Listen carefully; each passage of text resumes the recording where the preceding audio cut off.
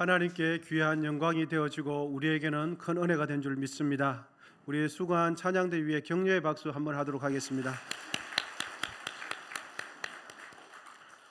2025년도 신년 첫 주일에 주의 전에 오신 우리 교우님 한 분 한 분을 진심으로 환영하고 축복합니다. 앞뒤 좌우 계신 분들께 마음을 열어서 새해 복 많이 받으십시오. 서로 축복하도록 하겠습니다. 새해 복 많이 받으십시오.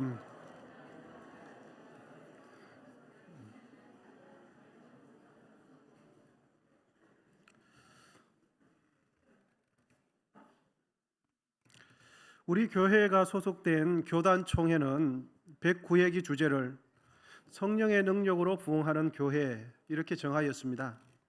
총회가 이러한 주제를 정한 것은 한국 교회를 살리고 새롭게 하는 것은 성령의 능력밖에 없다라고 보았기 때문입니다. 인간적으로 해서는 교회가 살아날 수 없다는 것을 판단한 것이죠. 코로나19 3, 4년을 지내오는 동안 한국 교회는 여러 면에서 많게는 50% 이상 감소되고 축소되는 어려움을 겪었습니다. 이렇게 침체되고 위축된 교회를 다시 새롭게 하고 다시 성장과 성송을 도모할 수 있는 유일한 대안은 성령의 도움을 받는 길밖에는 없다고 판단한 것입니다.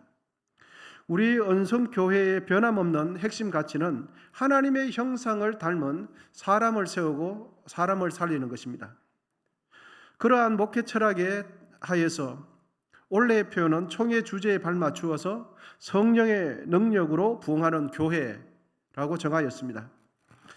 우리 살아가는 성도님 2025년 한 해를 지내가시는 동안 성령 충만하게 되시기를 축복합니다. 무엇보다도 그리스도의 영으로 감동받는 하나님의 사람들이 다 되시기를 기원드립니다. 오늘 본문은 하나님의 말씀과 성령의 능력이 아니고는 도무지 일어날 수 없는 일에 대해서 오늘 본문이 기록해주고 있습니다. 하나님께서는 환상 중에 에스겔 선지자를 한 골짜기로 데리고 갑니다. 그 골짜기에 가보니까 죽은 지 오래된 사람들의 뼈가 가득 있는 거예요. 그리고 그 뼈의 상태를 성경은 심히 말랐다라고 기록해 주고 있습니다. 하나님께서는 바싹 마른 사람의 뼈가 가득한 것을 에스겔 선지자에게는 보여주면서 하나님께서 물으십니다. 인자야, 이 뼈들이 능히 살 수 있겠느냐? 죽어 오래되어 바싹 말라 비틀어진 그 뼈를 보여주면서 이 뼈들이 능히 살 수 있겠느냐? 이렇게 물으신 것이죠. 여러분, 뼈는 무엇을 의미합니까? 죽음을 의미하죠. 희망 없음, 깊은 절망, 그리고 뼈는 무엇을 의미합니까? 회생, 불가능성을 의미하는 것이 사람의 뼈입니다. 단순히 기절하고 실신하고 잠시 기절한 것이 아닙니다. 에스겔에게 물으셨던 하나님께서 사람의 뼈가 가득한 곳을 우리를 데려가서 하나님께서 우리에게 물으신다면 여러분들께서는 어떻게 대답하시겠습니까? 그때 에스겔 선지자는 이렇게 대답합니다. 주께서 아시나이다. 말라버린 뼈의 회복 가능성은 전적으로 하나님 손에 달려 있습니다. 하나님께서 이 뼈들을 그냥 내버려 두시면 지금처럼 이 뼈들은 영원히 죽어 있는 존재로 남게 되어지죠. 그런 의미가 있는 것입니다. 그런데 에스겔이 본 그 마른 뼈 환상은 다름 아닌 범죄하여 바벨론 제국의 포로로 끌려간 이스라엘 백성들의 영적 상태, 심리적인 상태, 마음의 상태, 마음의 의욕을 그 마른 뼈를 통해 보여줍니다.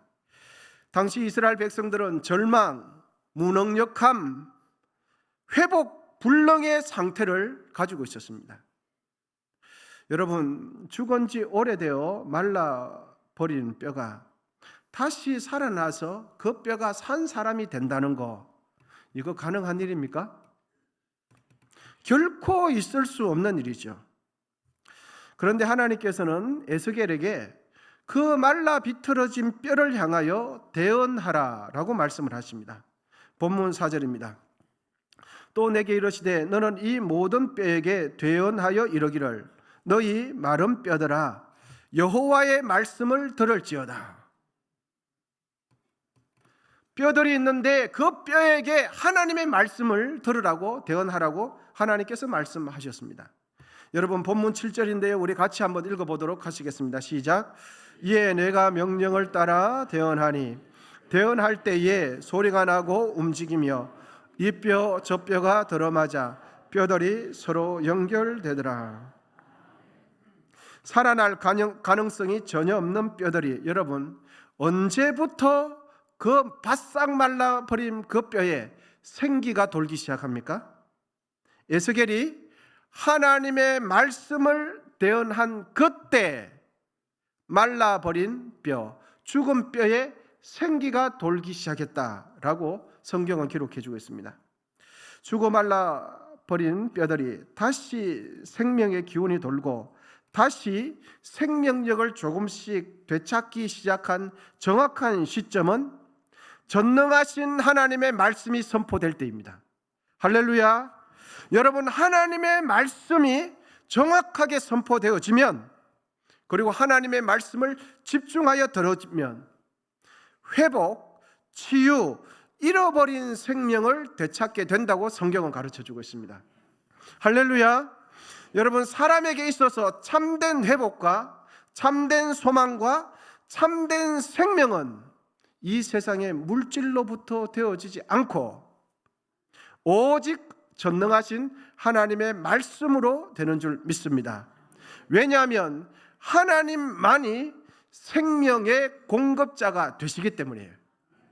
죽은 사람을 살리고 마른 뼈에 생기를 돌게 하실 수 있는 분은 생명의 원천 되시는 하나님께서 생명을 부으시면 마른 뼈에 생기가 돌기 시작한다는 것을 가르쳐 줍니다. 여러분 마태복음 4장 4절입니다. 우리 같이 큰 목소리로 한번 읽어보도록 하시겠습니다. 시작. 예수께서 대답하여 이르시되 기록되었으되 사람이 떡으로만 살 것이 아니요 여호와 하나님의 입으로부터 나오는 모든 말씀으로 살 것이라 하였느니라 하시니. 아멘. 사람은 무엇으로 살게 된다고 말씀합니까? 하나님의 입에서 여호와의 입에서 나오는 말씀으로 사람은 살게 된다라고 가르칩니다. 그런데 세상은 무엇으로 살으라고 말씀합니까? 돈으로 살으라고 말씀해요.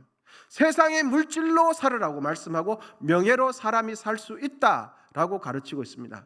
여러분 하나님의 말씀이 진리인 줄 믿습니다.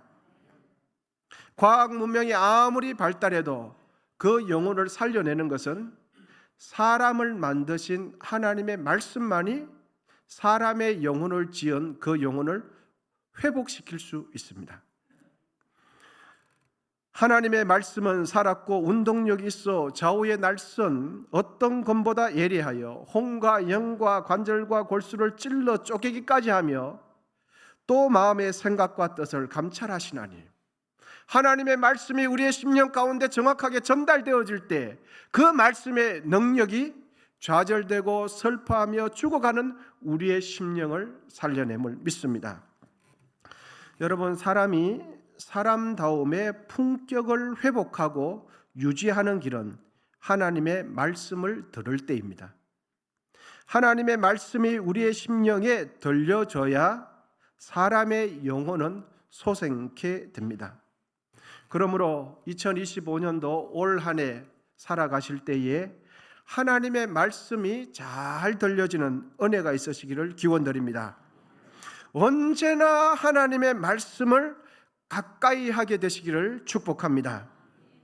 그런데 에스겔이 하나님의 말씀을 대언함으로 인해서 그 말라버린 뼈에 힘줄이 생기기는 했습니다.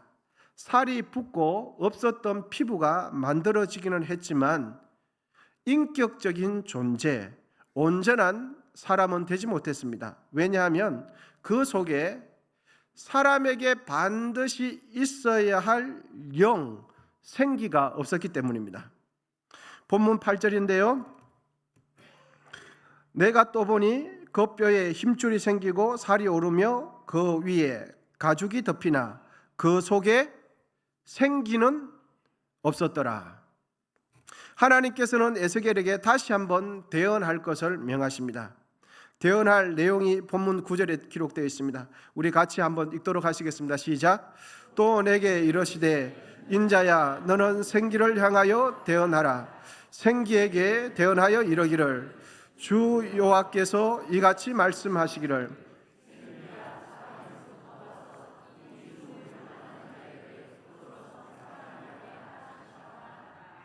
아멘.